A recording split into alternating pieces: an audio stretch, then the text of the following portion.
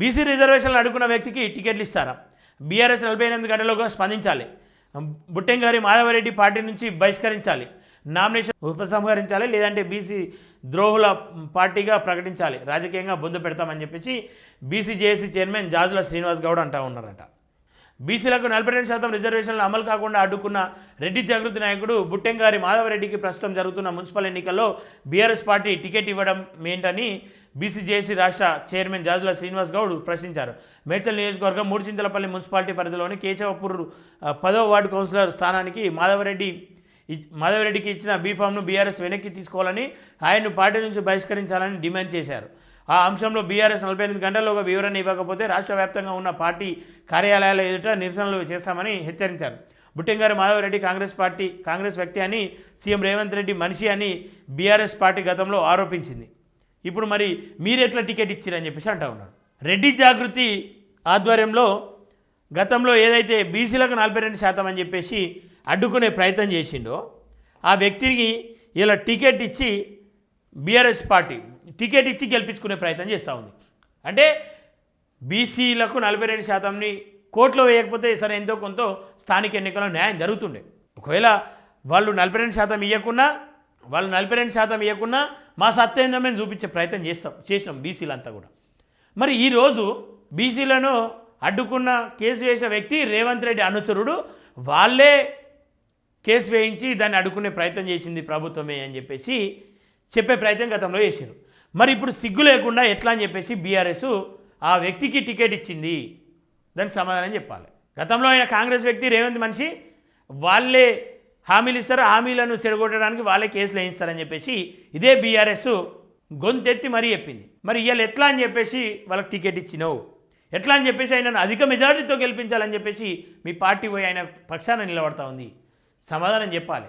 లేకపోతే సౌట సన్నోసులారా మీకు ఖచ్చితంగా బుద్ధి చెప్తారు బీఆర్ఎస్కు. అదే బీఆర్ఎస్ పార్టీ ఆయన్ను పార్టీలో చేర్చుకొని ఎన్నికల్లో పోటీ చేసేందుకు బీఫామ్ కూడా ఇచ్చింది. ఈ నేతృత్వంలో సోమాజిగూడ ప్రెస్ క్లబ్లో గురువారం విలేకరులతో మాట్లాడిన BC JAC chairman Jajula BRS పార్టీకి తీవ్ర హెచ్చరికలు చేశారు. స్థానిక సంస్థలో బీసీలకు 42% రిజర్వేషన్లకు సంబంధించిన ప్రభుత్వంలో జీవో నెంబర్ 9ను జారీ చేయగా దానిపై న్యాయస్థానానికి వెళ్లిన బుట్టెంగారి మాధవరెడ్డి జీవోను రద్దు చేయాలని జాజులు తెలిపారు. మాధవరెడ్డి వెనుక ఏ శక్తి ఉందో తేలాలన్నారు. ఇన్నాళ్ళు బీసీ రిజర్వేషన్లు మద్దతు ఇస్తున్నామంటూ నమ్మబలికిన బీఆర్ఎస్ బీసీ ద్రోహులని పార్టీలో చేర్చుకొని తమ వైఖరిని బహిర్గతం చేశారన్నారు. బీఆర్ఎస్కు బీసీలపై ఏమాత్రం చిత్తశుద్ధి ఉన్నా మాధవరెడ్డిని 48 గంటల్లో పార్టీ నుంచి బహిష్కరించాలని, అతనితో నామినేషన్ విత్డ్రా చేయించాలని డిమాండ్ చేశారు. లేదంటే బీసీ రిజర్వేషన్ను మాధవరెడ్డి ద్వారా అడ్డుకున్నది బీఆర్ఎస్ పార్టీనేనని ప్రకటించి ఆయనను చిత్తుగా ఓడించి తమ సత్తా చూపుతామని అన్నారు.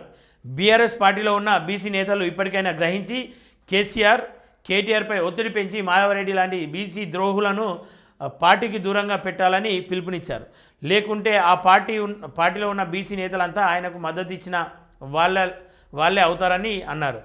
బీఆర్ఎస్ పార్టీ 48 గంటల్లోగా స్పందించకపోతే రాష్ట్ర వ్యాప్తంగా ఆ పార్టీ కార్యాలయాల ముందు ధర్నా చేశామని ప్రకటించిన బీసీ ద్రోహుల పార్టీగా బీఆర్ఎస్ను ప్రకటించి రాజకీయంగా బొందు పెడతామని హెచ్చరించారట. మరి చూడాలి 48 గంటల్లో స్పందిస్తారా, లేదంటే బీసీలతో ఏమవుతుంది మేము టికెట్ ఇచ్చినాం దాన్ని వెనక్కి తీసుకునే ప్రసక్తే లేదని చెప్పేసి ఇక బీసీల ఆత్మగౌరవాన్ని దెబ్బకొట్టే ప్రయత్నం చేస్తారా చూడాలి మరి. ఎందుకంటే ఖచ్చితంగా ఏదైతే రిజర్వేషన్లపైన బీసీ రిజర్వేషన్లపైన కేసు వేయకపోతే ఎంతో కొంత న్యాయం జరుగుతుండే అని చెప్పేసి నమ్మకం ఉండే. మొత్తం మీద మాధవరెడ్డి అనే ఒక వ్యక్తి కేసు వేసిన తర్వాత దాన్ని పక్కదారి పట్టించరు, కోర్టు కొట్టేసింది, ఇవ్వడానికి వీల్లేదు అన్నది అయిపోయింది, అది అంతా అయిపోయిన అంశం.